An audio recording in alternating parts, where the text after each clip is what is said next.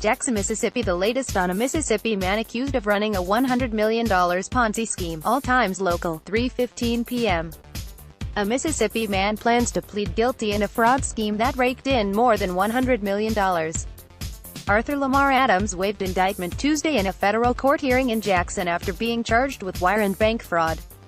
His lawyer, Collette, says Adams is cooperating with prosecutors and is likely to plead guilty at a later date.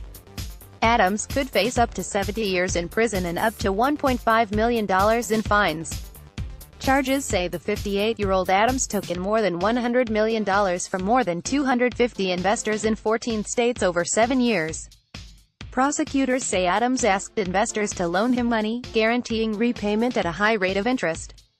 Adams told investors he was buying timber cheaply and reselling it at a higher price. Despite forged deeds supporting those claims, prosecutors say Adams was doing very little timber business and instead relied on new contributions to pay off older investors. 1:45 p.m. A Mississippi man is being charged in a Ponzi scheme that federal prosecutors say stole more than $100 million. Arthur Lamar Adams was charged with wire fraud and bank fraud in federal court in Jackson. He's scheduled to appear before a judge Tuesday. The criminal charge says the 58-year-old Jackson resident defrauded more than 250 investors in at least 14 states.